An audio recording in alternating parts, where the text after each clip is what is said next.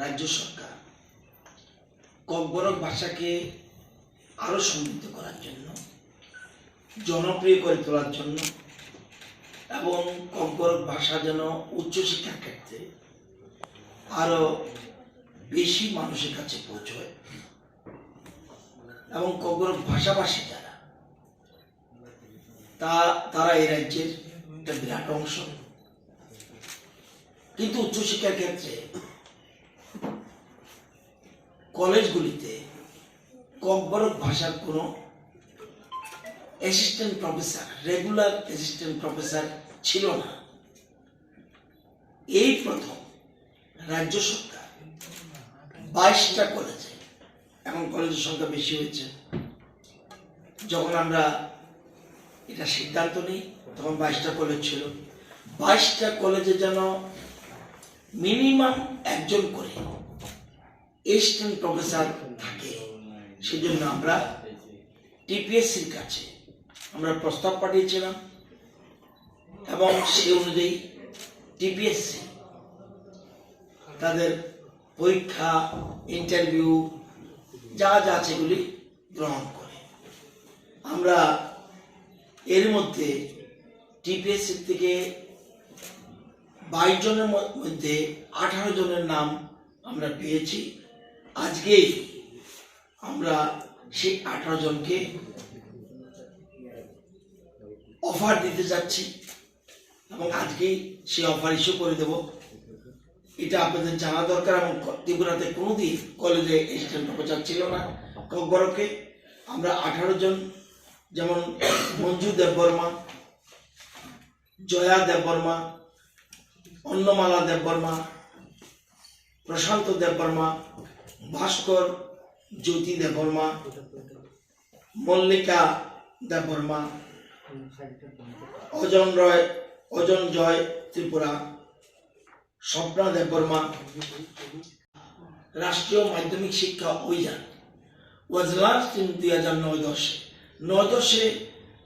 রামসা বলে একটা প্রকল্প চালু ছিল এবং 18-19 এটাকে এসএসএ এন্ড রামসা দুটোই মার্জ হয়ে সমগ্র শিক্ষায় চলে আসে। বর্তমানে at present there are 228 জন কন্ট্রাক্ট টিচার রয়েছে who were earlier engaged under RAMSA. এখন আমরা সিদ্ধান্ত নিয়েছি যে তাদেরও এতদিন তারা স্যালারি পেত, মান্থলি স্যালারি ছিল তাদের 26,730। আমরা এটাকে আমাদের শিক্ষা দপ্তর এটা বাড়িয়ে করেছি 30,740, অর্থাৎ প্রতিটি রামসার যে কন্ট্রাক্ট টিচার আছে তাদের 4,010 টাকা আমরা বাড়িয়ে দিয়েছি।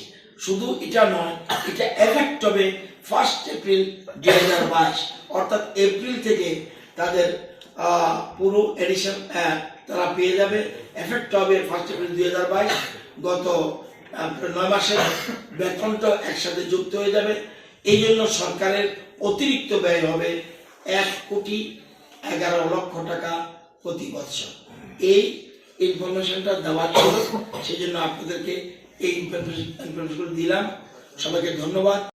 রাজ্য সরকার ককবরক ভাষাকে আরো সমৃদ্ধ করার জন্য, জনপ্রিয় করে তোলার জন্য এবং ককবরক ভাষা যেন উচ্চশিক্ষার ক্ষেত্রে আরো বেশি মানুষের কাছে পৌঁছয় এবং ককবরক ভাষাভাষী যারা তারা এই রাজ্যের একটা বিরাট অংশ। কিন্তু উচ্চশিক্ষার ক্ষেত্রে কলেজগুলিতে ককবরক ভাষার কোনো assistant professor, regular assistant professor ছিল না।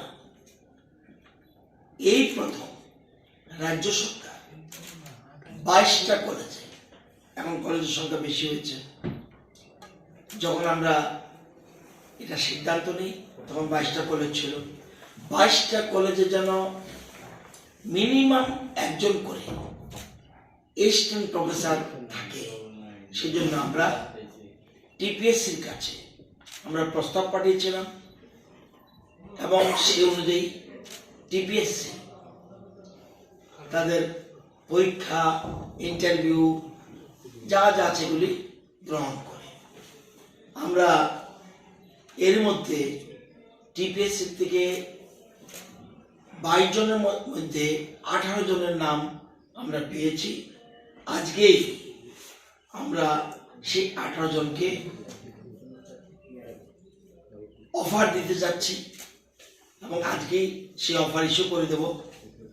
এটা আপনাদের জানা দরকার। এবং ত্রিপুরাতে কোনোদিন কলেজে এসিস্ট্যান্ট প্রফেসর ছিল না। ককবরকে আমরা 18 জন, যেমন মঞ্জু দেববর্মা, জয়া দেববর্মা, অন্নমালা দেববর্মা, প্রশান্ত দেববর্মা, ভাস্কর জ্যোতি দেববর্মা, মল্লিকা দেববর্মা, অজন জয় ত্রিপুরা, স্বপ্না দেববর্মা,